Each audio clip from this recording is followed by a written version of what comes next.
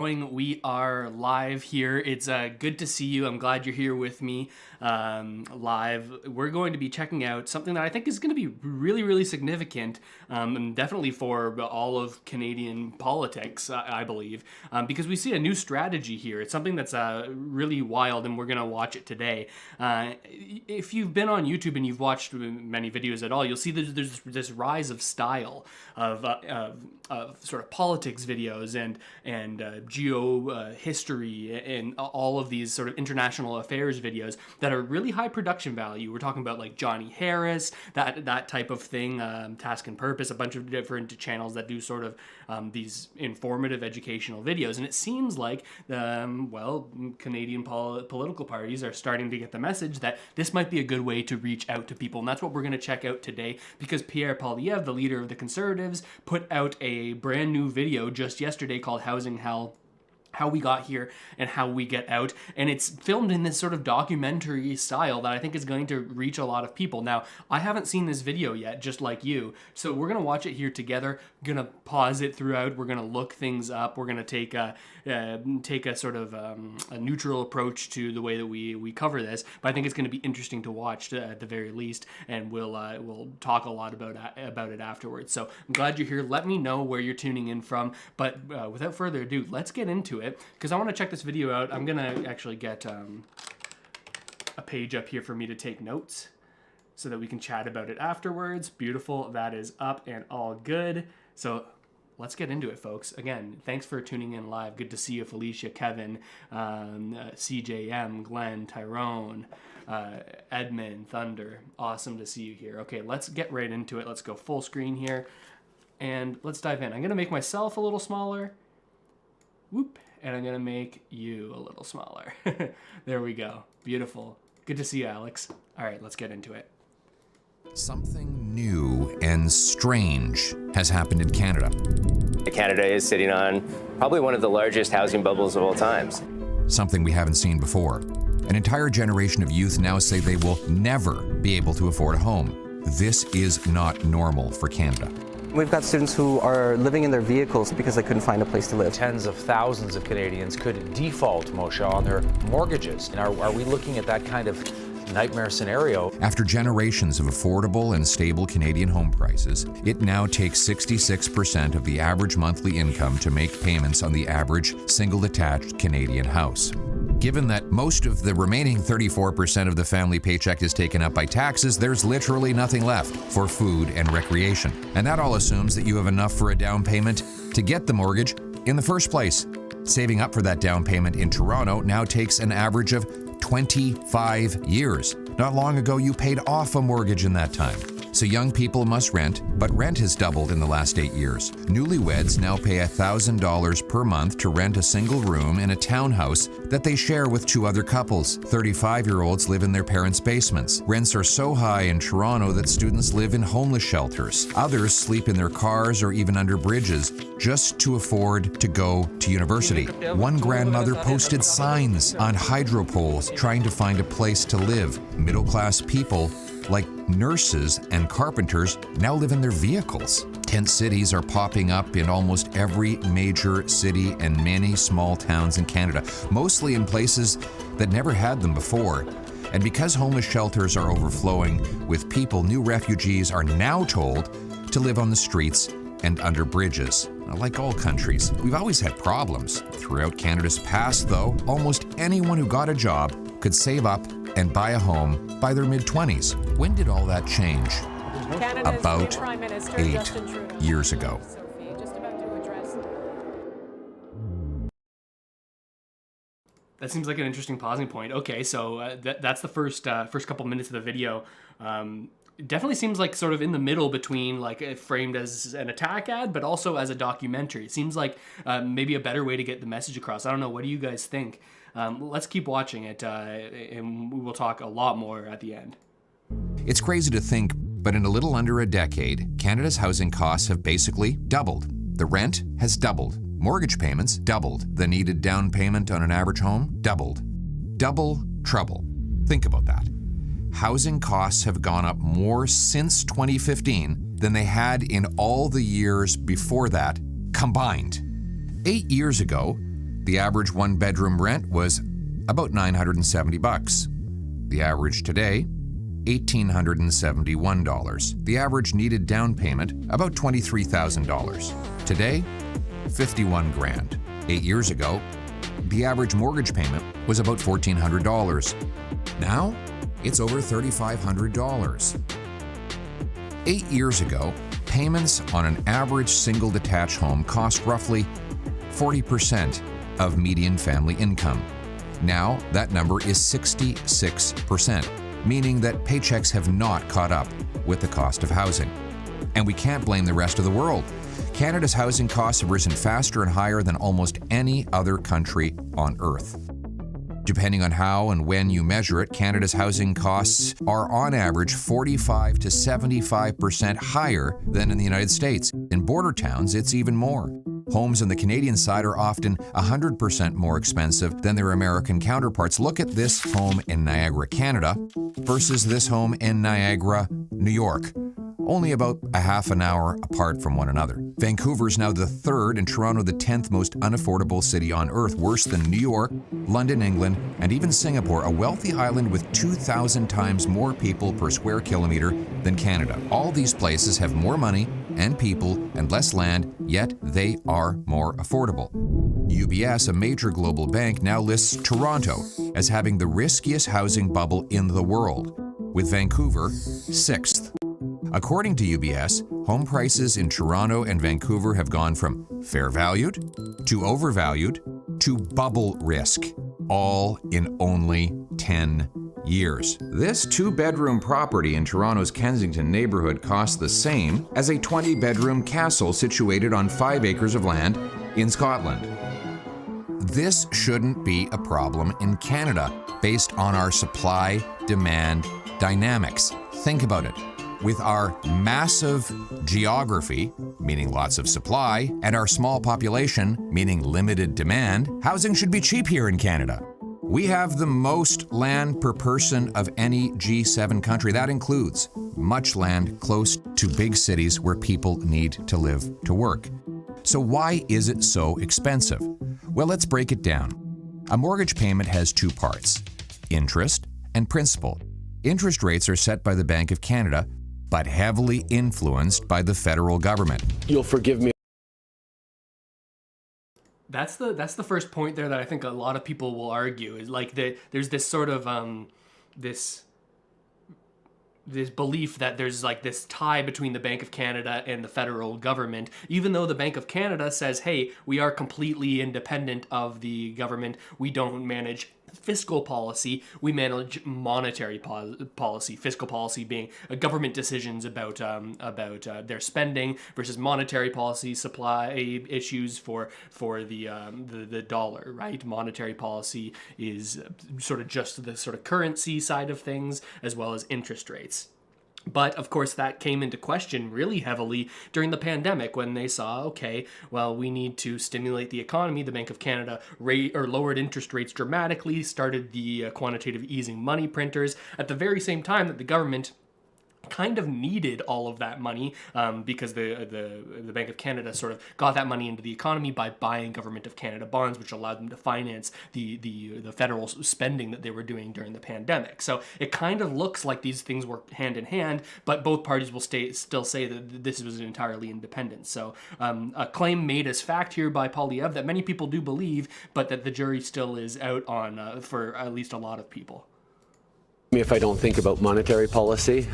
When the government borrows and spends, it bids up the goods we buy and the interest we pay. The Trudeau government has doubled Canada's debt, adding more debt than all prime ministers combined.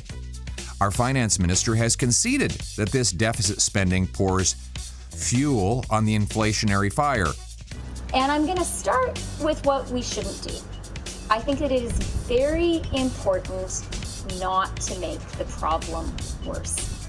I am very mindful of the importance of not pouring fiscal fuel on the flames of inflation. And then, a few weeks later, she poured $69 billion of new fuel on that fire. For governments to run huge deficits or borrow money, they sell bonds to investors. In recent years, the Trudeau government's spending has exploded, and they've been borrowing more than lenders will lend. So the Bank of Canada has started creating the cash. The money supply has therefore grown 8 times faster than the economy over the last 3 years. Here's what I was talking More money bidding on fewer goods, including fewer houses, equals higher prices. But the central bank doesn't just send a Brinks truck to the Prime Minister's office. Rather, they use a complicated set of transactions that they call quantitative easing. Okay, here's the simplified explanation of quantitative easing. We'll see how close I get it to what Polyev frames it as. Quantitative easing is where the Bank of Canada, not through actually turning on the money printer, but by adding a couple zeros on their computer, fill up the settlement balance accounts of the major banks that, much like I or you have an account at a bank, these big banks have accounts at the Bank of Canada.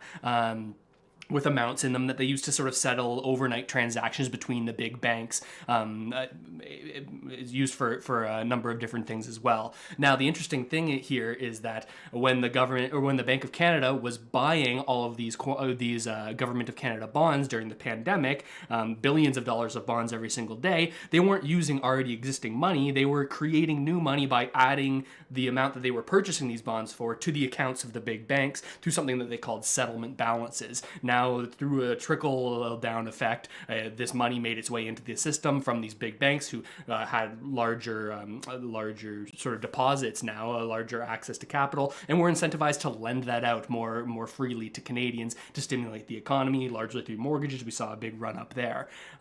So that's pretty wild to see. Let's take a closer look here. Always be suspicious when you hear a complicated word that makes no sense to anyone except those benefiting from it. Here's how it goes. First, the government sells bonds to financial institutions. Then, the Bank of Canada buys those bonds right back at higher prices. Financial corporations love it because they're guaranteed a big profit. But the consequence is not only that the government gets more easy money to spend, but the financial system overflows with cash, which often is lent out at ultra-low rates in super large mortgages, particularly for wealthy investors whose banking connections get them to the front of the line. So as you can see in this chart from the Bank of Canada itself, investors doubled the number of home purchases they made in just over a year. I think I got it. Black line? Well, it shows when the quantitative easing began. Cause? Money printing. Effect? Housing inflation. So the government deficits forced the Bank of Canada to boost. Yes, it caused housing inflation, but I think it also caused a lot of other things that we hasn't talked about yet. Of course, we saw the run up in housing, but when there's easy access to capital, low interest rates, all kinds of financial assets are going to increase, right? This quantitative easing that was happening in Canada was happening to an even greater extent, even since the financial crisis in the United States. They actually sort of pioneered that largely. This was the first time that the Bank of Canada ever did it, was during the pandemic.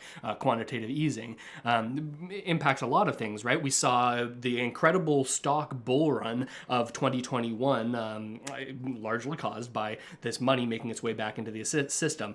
By making more dollars in the system, the dollars are worth less, but the things that the dollars buy, not only goods and services, but also assets, right? Houses, stocks, cryptocurrency, all these things went up in dollar value, even if their value sort of stayed the same. The value of the dollar was devalued, meaning that these other things in dollar terms went up in value, right? Does that make sense? Interest rates to push inflation back down.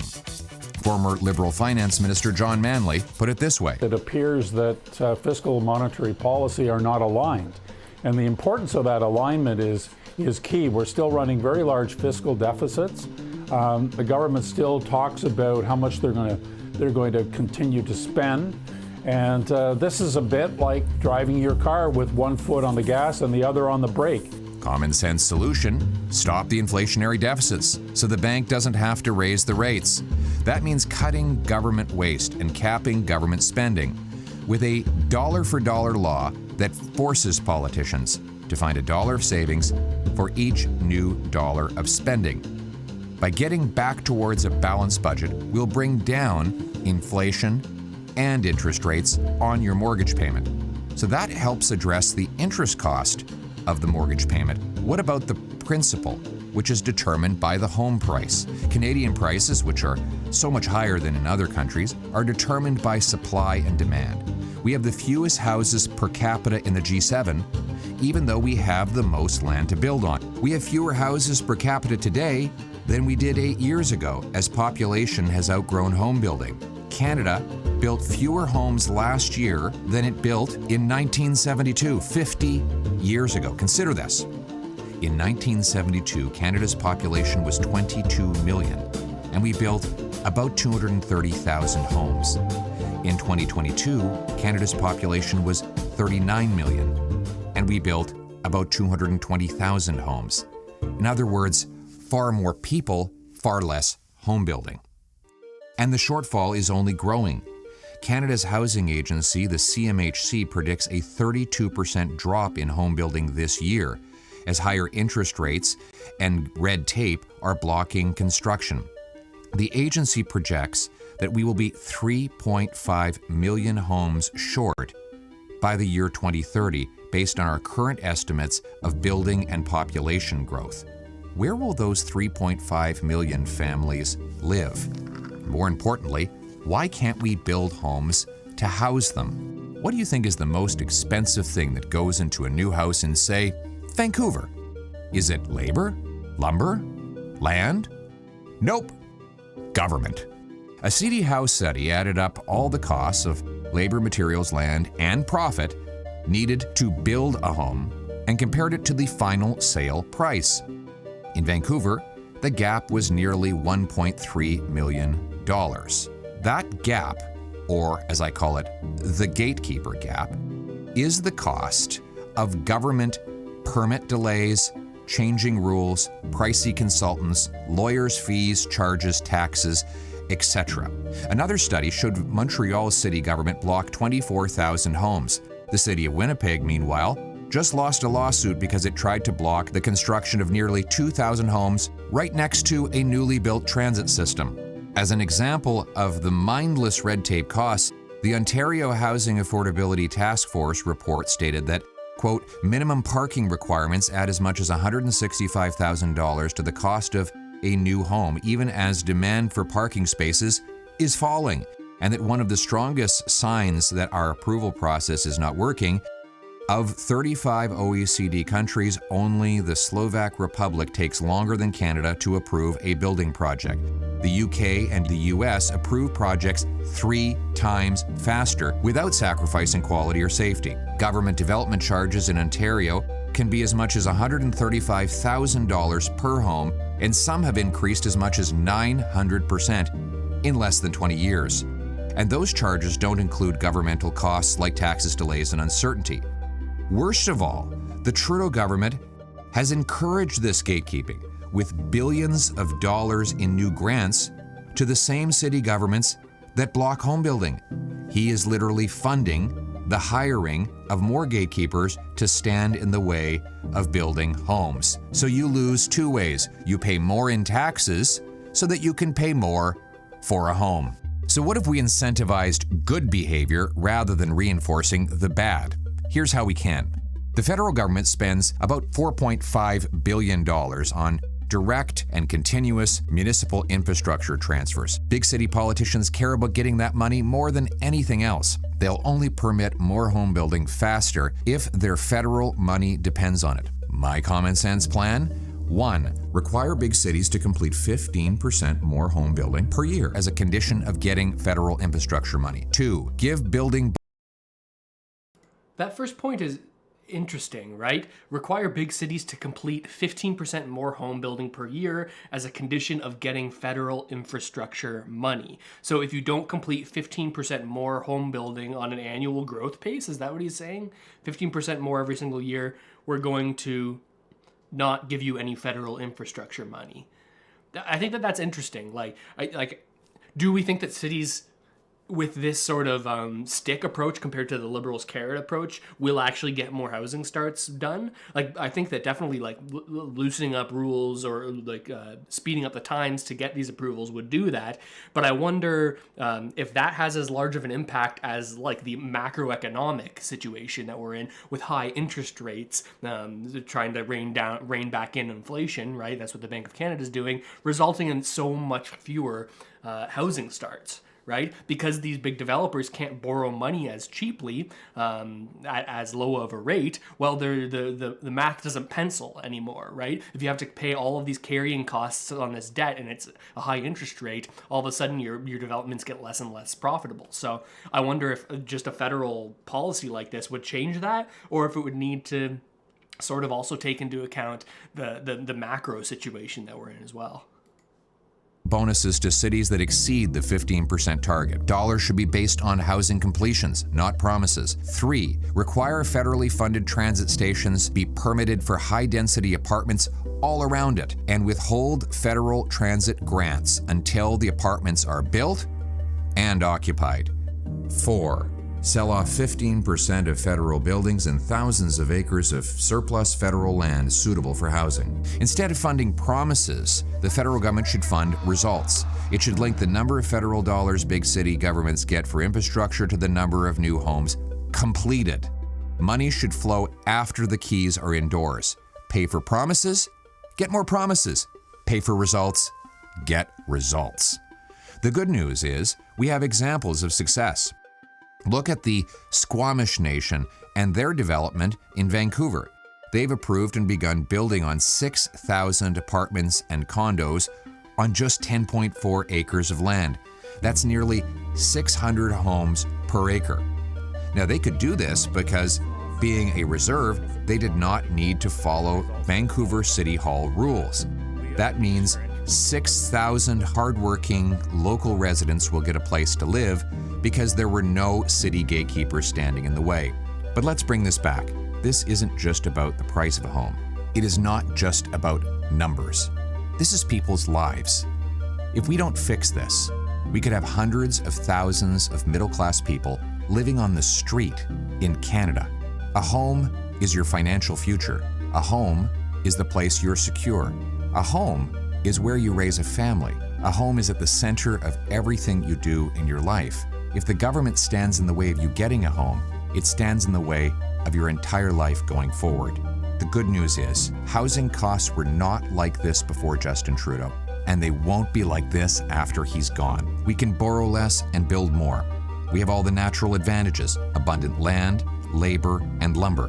The best carpenters, plumbers, framers, and electricians and home builders.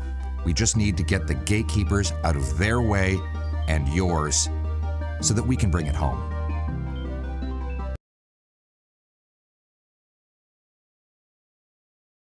Okay, what a video. That's really interesting. First off, I did want to talk about the format. Like, regardless of what you think of the political message behind it, that's pretty impactful. Short, 15-minute video, very well edited, something that I don't employ on this channel just because of the time that it takes, and I probably wouldn't be able to put out videos if I were to try to get into that stuff. So well edited. Love the way that looks. It's right in that lane of all this content that's extremely, extremely popular. The macro, like the economic content, yes, but also the geopolitical content that's put out. It's a format that people are very familiar with if they spend time on YouTube. And I think that comes across pretty well. Now, there are some things in there that many will say are more opinion-leaning, that were presented as fact, but it depends on the angle that you look at it from. Super interesting. What do you think about this? I'm looking at the comments here. I see a bunch of people in there. Yazer, Connor, Mark, Past, Cameron, Ruth, Pete. It's good to see you all. Say hey in the chat if you haven't already. What do you think about that? Just as a format.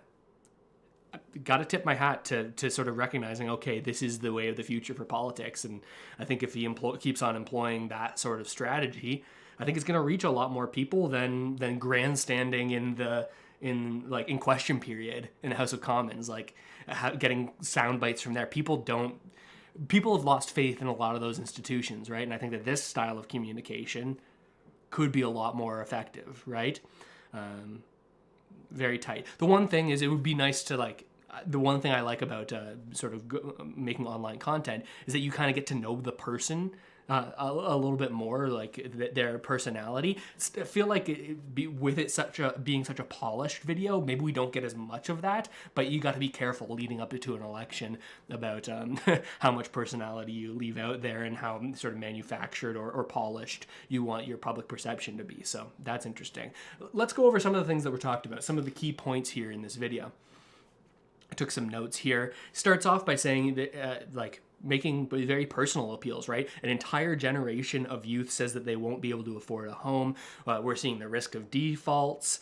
I wrote a note here that it feels like a quasi-attack ad, quasi-documentary, which I think probably achieves the goals, right? Saying there's all these things happening, they're all bad, and here's who you can blame it on. I think that that's a message that resonates for a lot of people. Now, the validity to that, like what percentage of these issues would have happened given the macro situation, whether it was Trudeau or some other government in charge, right? You sort of have to take a step back and look at, okay, sure, there might be a percentage of this, and we can argue about what percentage it is that is the fault of the government, and there's also some percentage of this that sort of takes on a larger, more global economic cause, right? But interesting nonetheless. He talks about taxes, they're so high, down payments are nuts. It used to take you 25 years to pay off a home. Now it's 25 years to save up for a down payment. I feel that for sure, living about 40 minutes outside of Toronto, obviously not as high prices as right downtown, but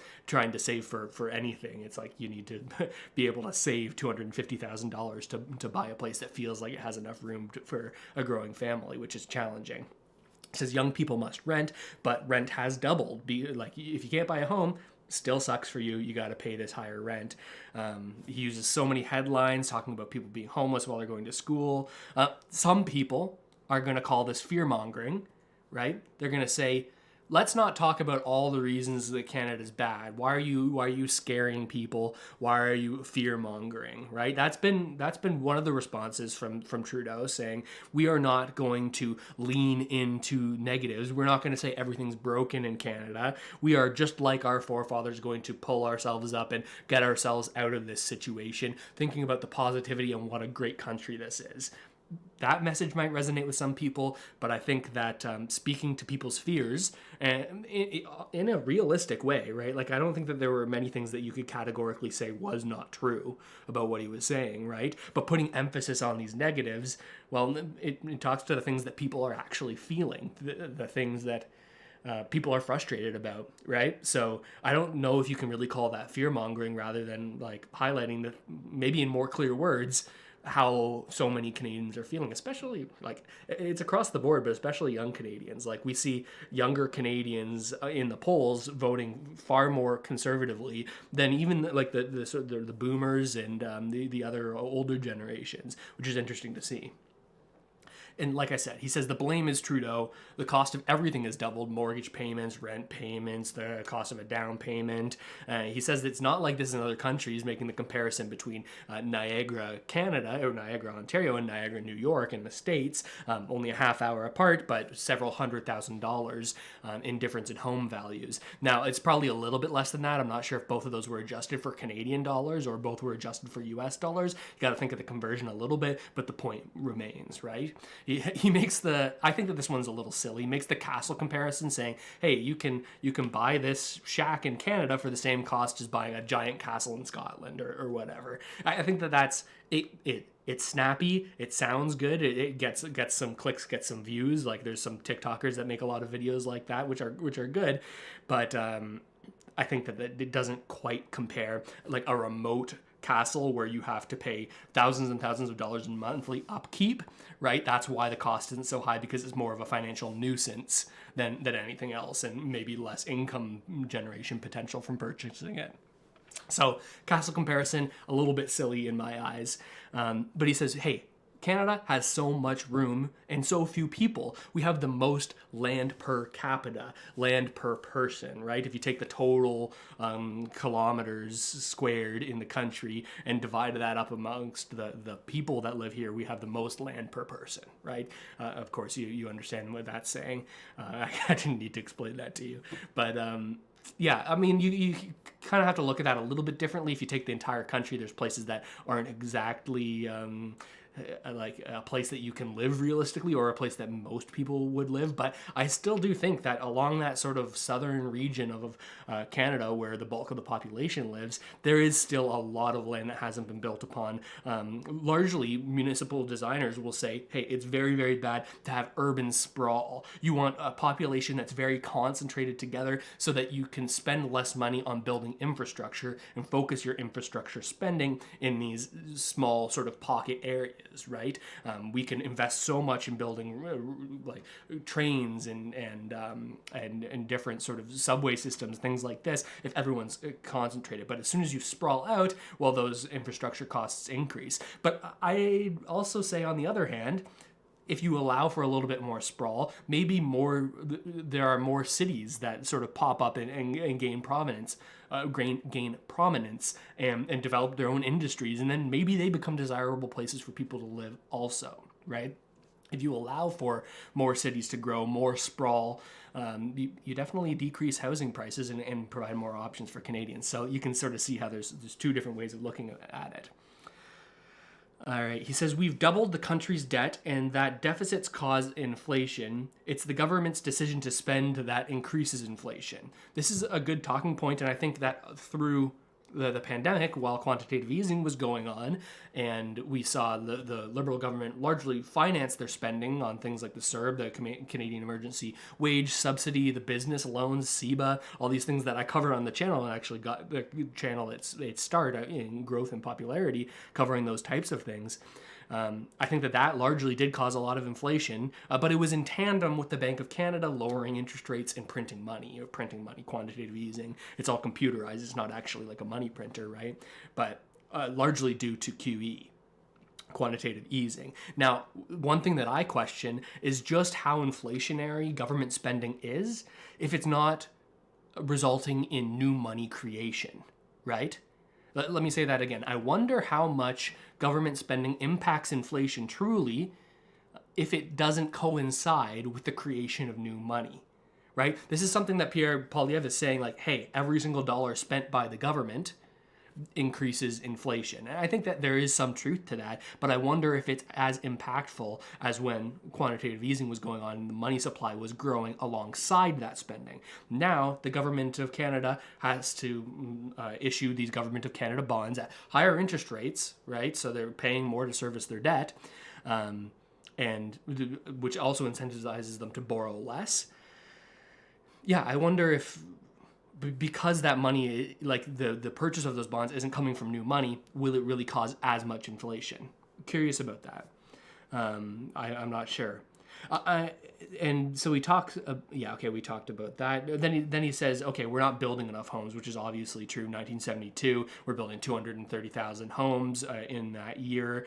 We only had 22 million people in the country. Now, 2022, just under 40 million people in Canada at that point. We built only 200,000 homes. So clearly something has changed here.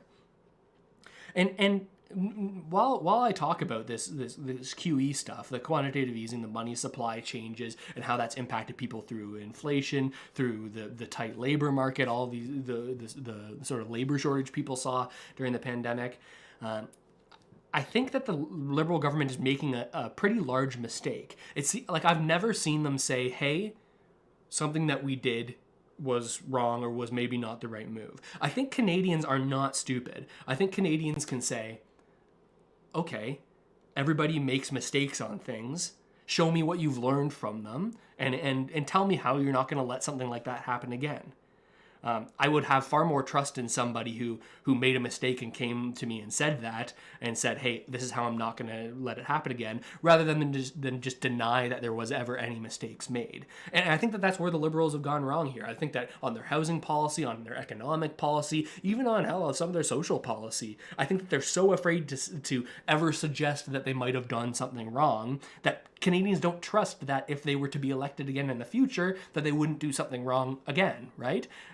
I think a lot more people would be persuaded to vote Liberal if they said, hey, we at the beginning of the pandemic, we didn't know what was going to happen. We didn't know the severity of the virus. Maybe we overreacted on some elements of that.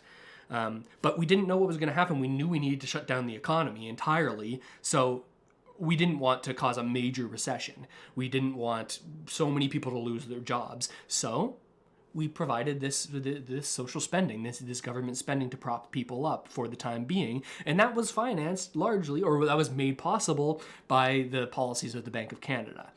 I think if they said that, saying like, hey, this is what happened, and then they followed that up by saying, we now recognize that creating so much money to fund our programs is going to cause issues economically for Canadians. It's going to cause inflation, right? It's going to cause, at first, huge asset inflation, the price of stocks and real estate and crypto to absolutely balloon, which is what we saw before. We saw services and goods inflation sort of trickled down more slowly from assets to the actual services that Canadians see on an average, on a daily basis, right? I think if they came out and said that, things would be a lot different. But it's a government right now that I'm not convinced can ever learn from a mistake, because they're so afraid of seeming like they've made a mistake so that the Conservatives can say, hey, look, they made a mistake. I think mistakes lose power when you own up for them and say how you're not going to let them happen again. Because what does the Conservative government do? Say, hey, you made a mistake. Then you say, yeah, I did. We talked about it, and here's how it's not going to happen again. Am I making any sense here? I feel like I never hear people talking like that. It's always one side or the other, one side or the other. I just want people to talk to me honestly, and and probably will be voting based on who I feel like is talking to me the most honestly. Then he gets into talking about approval charges and the government cost to build homes, different services, different service charges, different taxes, different development charges, and how that really increases the cost of building, meaning we get fewer developments, right? Because of these increased costs, fewer developments are profitable, meaning fewer people take on the endeavor of developing. And then he talks about the difference between the Liberal strategy and the Conservative strategy. He says, hey, municipal governments, they need to build housing. Like, housing isn't technically a federal jurisdiction issue, right? Their policies can impact housing, sure, but technically it is both a provincial and municipal jurisdiction. The thing here being that municipalities and provinces would get money from the federal government, federal transfers, right? Now, the Trudeau government has largely given a lot of money for housing. That's why you can say how many hundreds of billions of dollars on all the headlines whenever there's a budget released or a fall economic statement, like we covered a couple weeks ago, maybe even last week. No, a couple weeks ago. Big headline numbers, we're spending $300 billion to build so many homes. But the thing is, this money is going to municipalities where they submit proposals. They submit sort of, here's our plan on what we're going to do with this money, right? And they do it on the front end, not on the back end of here, hey, we've actually developed these things, now give us money retroactively after we've shown you that we've built these things, right? That's the difference here. It's like a carrot versus stick strategy, right? The Liberals say, hey, we're going to give you money so that you can go build more homes and tackle this issue. Where the Conservatives say, hey, you know that money that you're getting? You gotta put up or shut up, right? Like, you gotta build this or else we're gonna take away that money. And we're gonna give you bonuses if you go over these certain quotas that we've sort of laid out for you. So this is the carrot versus the stick mentality. And Polyev certainly thinks that the stick is a little more enticing than the carrot, or yeah, you know what I'm trying to say. He talks about his 4-step plan. We talked a little bit about that. He strategically, I think, only mentions immigration once, and this is something that someone was commenting about also, right? We've talked on the channel about, okay, Canada has huge immigration relative to its population. Now, there's good and bad that come along with that, right? We largely measure the success of our economy via GDP numbers, gross domestic product, right? How many goods and services are we selling throughout the country on a countrywide level? And when we see our GDP going up, well, generally people think, hey, that's an economy that's doing well. We get a different kind of number when we think about GDP per capita. If you've watched the channel, you'll know we talk about this a lot, right? GDP per capita. That's you take the total economic output of the country, the GDP, and divide it by the amount of people in the country. And that number tells a different story. Now, that number is what's largely used, it's the closest indicator we have to quality of life in a country, right? How much does the average person make? What are incomes like for Canadians? What is our productivity, right? Is the average Canadian producing more, creating more, generating more value, or are they not? Now, we see our GDP numbers going up right now, and this is something that Friedland says, hey, look, this is a good thing. We've got the highest GDP growth amongst all of these other countries.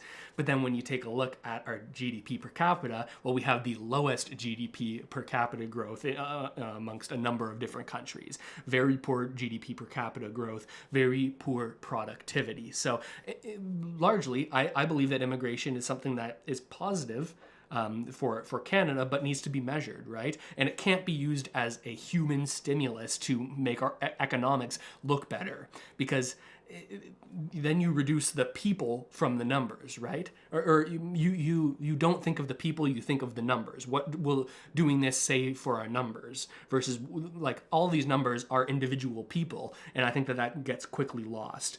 But Polyev only mentions immigration once. He doesn't sort of point at that as a part of the problem.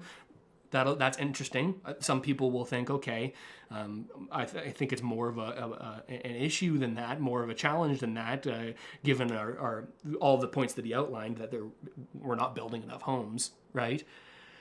But I think that's a strategy that is probably calculated from the Conservatives, saying, hey, maybe they believe it, maybe they don't, but if they don't say anything on it, then people can believe what they want to believe about what the Conservatives believe and vote for them, right? Whereas if you come out and say, we need to reduce these numbers at least marginally to allow for housing prices to come down, to allow for our infrastructure to build back up so that we can welcome more Canadians that can live here and not have to pay through the nose to live here, right? But the moment you start talking about immigration, it's an attack vector for the other parties, right? You can say, that's a racist, anti-immigration person, right? And this is why I have hesitated for so long to talk about this type of stuff on the channel, and now I do it a little more freely because I just said, fuck it. Yeah, like, this is what I think about it. People who know me, I'm not a racist. I'm not someone who's anti-immigration at all. I just think you have to look at things on a spectrum, and it has to be measured, right? It has to be measured. Positive impacts, positive results for Canadians that have been here for a long time and new Canadians. We want positive results for people like that. But it does open you up to people saying, hey, you're not a good person because you're talking about this stuff. I think maybe that's changing more now, the temperature in Canada about talking about this sort of thing. Okay. Then to end out the video, he said he makes it a lot more personal, says a home is for a family, and it's not going to be like this after Trudeau's out of power. Once I'm in here, once me, Pierre Poilievre, me and the Conservatives are in power, well, we're going to make a lot of big changes and things are going to be back to how they should be. You'll be able to purchase a home. This is certainly his thesis, right? This is what he's trying to get across. Now, I'm hesitant of every single political party and the promises that they make, and I sort of try to gauge, is this actually likely, right? Are you actually going to follow through on this? One of the largest things in the 2016 election when Trudeau was first elected was election reform. We need first past the post, we need to reform our elections so that we don't have this vote splitting. We can have a ranked choice ballot. These types of things that have were a large issue at the time. A lot of people cared about, and that the Liberals campaigned on, and then immediately went back on once they were in power, right? Or very shortly thereafter. Just an example of you can make all the promises that you want leading up to an election. As Canadians, we need to be skeptical of them and look at their plans and think, okay, what if something goes wrong with that plan? Will they stay firm to that promise? Or if you have a majority government, it doesn't really matter. You got 4 years. You don't have to do what the people want immediately, right? You got to weigh it. You got to weigh it. Yeah, so very interesting video. All in all, I think that that's the future of politics, creating snappy content like that. It's all about social media now, as much as it might pain a lot of people to hear it. Developing a following on social media like Polyev has, right, has been largely the way that he's reached the people that support him, right? And I think we see more and more politicians picking up from the Polyev playbook and saying, hey, I need to show people my personality online and show them what I actually think about things, as a way to communicate with them outside of the traditional media landscape, where one journalist could say one thing about you and another journalist could say another thing. They're funded by all these interesting interests, right? Whereas you can go direct to consumer, direct to voter through the camera, like I'm doing right now. Now, I don't want to get into politics, but as a career, but it's certainly something that's beneficial for politicians to do. Very interesting. Very, very interesting. I want to take one quick look at, let me pull that up again, at his policy, that sort of chart from the video. Let's get to it. It was around 13 minutes. New. If I remember correctly. Yeah. Let's see if we've missed anything here. Okay. We've talked about the carrot and stick of number 1. Number 2, bonuses to people who pass it. Require federally funded transit stations to be permitted for high density apartments around it, and withhold federal transit grants until all apartments are built and occupied. I think municipalities will say, hey, we need the money to build the places, so how are we gonna build them if we don't get federal money? But again, this is the stick approach, like reward after the fact, punish after the fact, so we can see the results of and reward or punish accordingly. But makes sense. Make high density things around already pre-existing transit. We already talked about urban sprawl and the sort of different lines of thinking there. Sell off 15% of federal buildings and thousands of acres of surplus federal land suitable for housing. I mean, it could be a revenue generation system for the government and could result in more building. Critics will say a lot of these policies, you're trying to make it easier for developments to happen. I think some people are against the idea of anyone ever making profits on things, right? You're saying, oh, you're going to make it easier for developers to make a big buck, and maybe some of it's going to be government subsidized, and people are going to be frustrated and upset about that. I feel somewhere in the middle, because like you don't want to give undue handouts to people who are already very wealthy in a country, but at the same time you want to incentivize the actions that your policies encourage, right? You want to incentivize people to build more homes. And what's the biggest incentive? Yeah, you guessed it, money. So if you don't allow people to make money doing the things that are in demand, then you sort of mess up that signal of what do people want, what do people need, and the things that people want and need should be ultra profitable for the people doing them, so that more people get into the business. There's more supply of people entering that business and doing that action. And as a result, the more supply of options, more supply in general reduces prices, right? So the profitability that some of these early players might get through some of these subsidies could be reduced if it's profitable for more and more people, and more people flood into that market. I think that's interesting, though. Wow.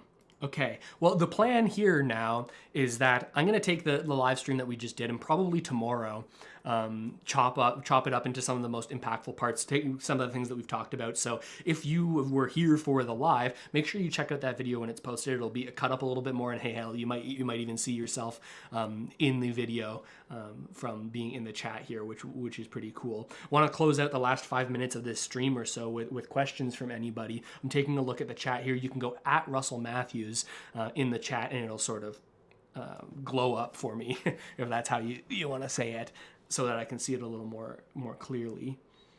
Yeah, lots of interesting thoughts, and thank you for being here. We've got Elizabeth and Ian and Anna and Guilford's, Honey Farm, and Sorais and Mr. G, Dennis, Sheridan. Wow. Dennis says, Russell, if you've never lived in a foreign country, then how can you say emphatically that the power of your money is not better value? You should look at what the tax rate. Not exactly sure what you're getting at there, Dennis. Talking about the currency. Awesome hustle, Russell. Thanks, Matthew. That's nice of you to say. Good to see you. I remember you from a bunch of earlier streams that we've done.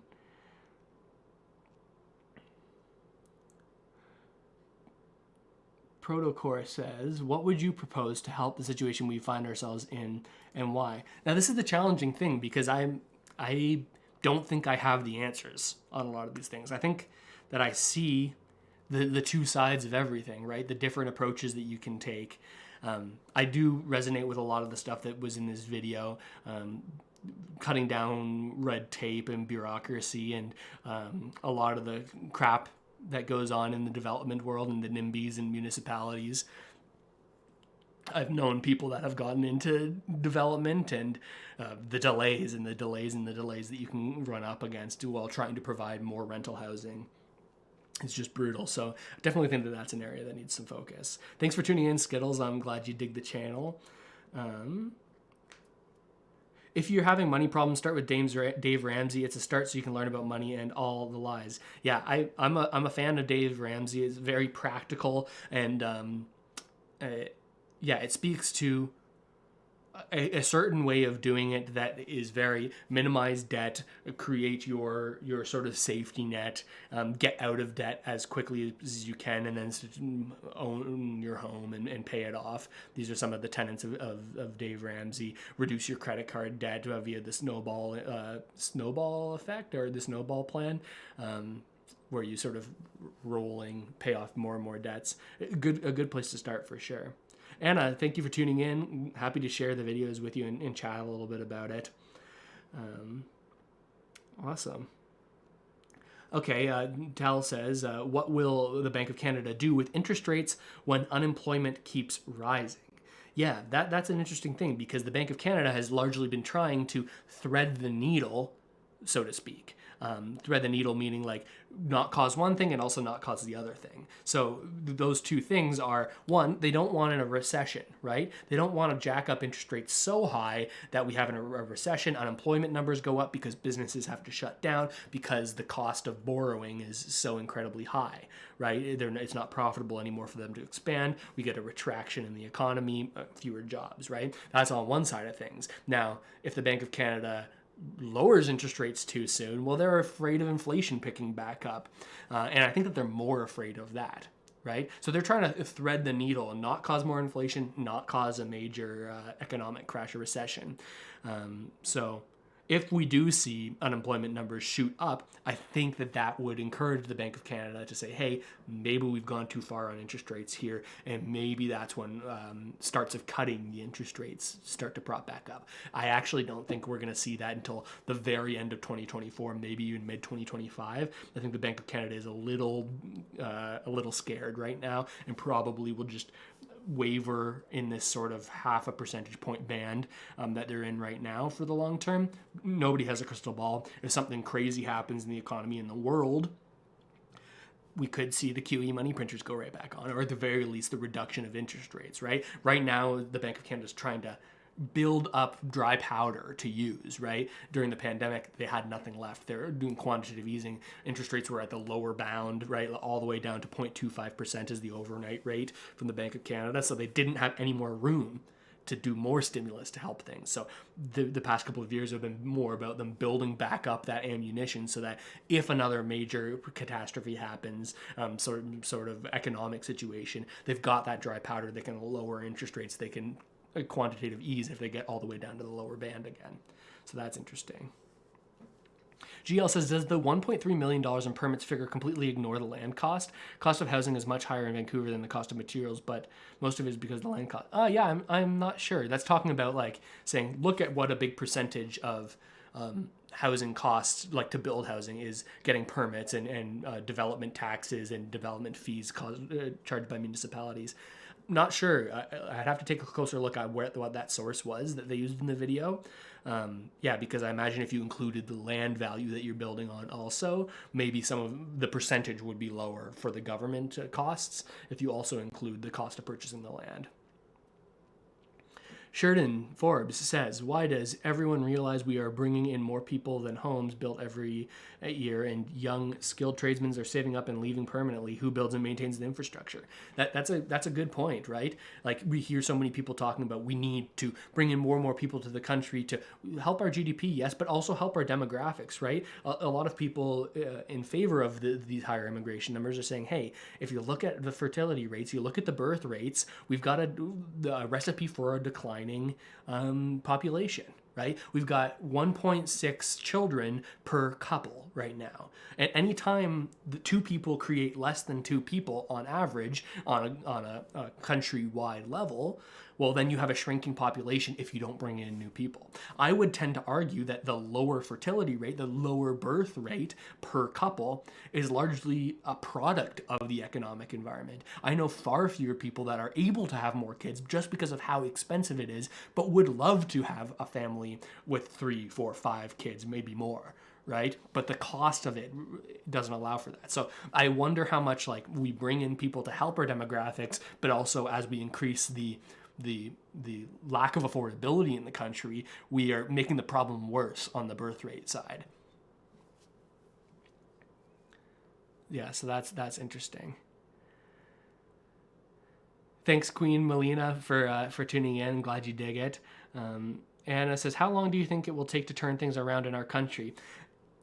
So hard to say. It really depends on what people do, who's in power, what decisions are made. But I hate to be the cynic here, but I see a world where the gap gets bigger, right? And what do I mean by the gap? I mean the gap between the haves and the have-nots, right? I think it's the gap between the people that are making just as much as they can to make ends meet, living paycheck to paycheck. They don't have enough money left over to invest in harder assets or just assets in general, real estate, stocks, blue chip cryptocurrency, Bitcoin and Ethereum are where the things that I choose to sort of look at. These types of things. I see a world where quantitative easing happens again. It's proved to have worked, quote unquote, for the purposes that they were trying to achieve, right? Not as much economic scarring. I think we could see a world where the money printer gets turned right back on again, and we see asset price inflation, real estate go up again, all of these stocks go up again. That's why I recommend, like, what I'm personally trying to do is make as much money as I possibly can right now so that I'm able to save more than I spend in a month, right? Doing side hustles, different jobs, full-time job, have a YouTube channel talking about this stuff, all these types of things, try to make as much money as I possibly can so that I can invest that extra into the very assets that I was talking about, real estate, stocks, primarily a little bit of crypto. If you were younger and have more of a time horizon, that's where I look. Yeah, but I know that's challenging. And it's mainly a thing is like, I want to be able to set myself and my family, like I don't have any kids yet, but I will one day, right? And I want to be able to set myself and them up for as comfortable a life as I possibly can. And I think that we're in a time right now where it's kind of possible to jump the gap from the have-nots to haves. It's extremely hard right now, but I think that that's only going to grow. So I feel a personal responsibility on my end to hustle my ass off to try to get on the other side of it. And maybe that sounds bad, maybe that sounds selfish, but I just sort of see that gap growing. And I worry that if I don't put in the effort now in my life, that that maybe my kids won't have the same opportunities to make that jump because there will be so much of a growth. I don't know if that resonates with any of you, but that's how I think about things. Yeah. What are my 2025 predictions, SK? Well, right now I think we'll have a conservative government if things continue the way that they have been going. I think early 2025, probably mid 2025, we start to see central banks cut if there wasn't a reason to cut already, some sort of disaster. So I think around that same sort of mid 2025 area, we probably see a run up in stocks and real estate and that type of stuff. These assets, if we see lower interest rates are good for investments largely, right? Businesses can grow, people can borrow money. It's pouring fuel on the economic fire, right, when you lower interest rates. So those are a couple predictions for you. Nobody has a crystal ball, though, and I don't purport to knowing anything better than anyone else does. I'm just trying to figure this stuff out like all of you are.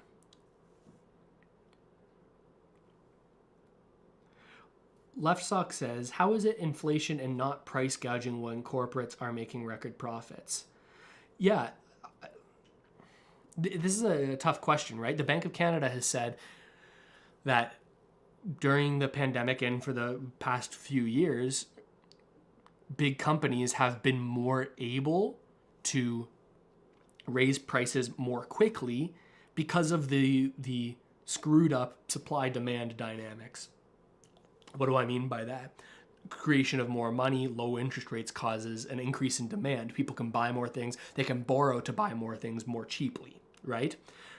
When you have so much demand, this is what the Bank of Canada says, is that when you have so much demand, people need things so much, prices are high because there's so much demand. Well, then businesses aren't worried about raising prices and losing a customer, because they know there's so much demand that even if I raise prices and I lose a few customers, those customers are going to be replaced by the next guy who needs this thing, right? So when you have exceedingly high demand, price increases can happen more quickly from the corporate sort of pricing decisions. That's what they say.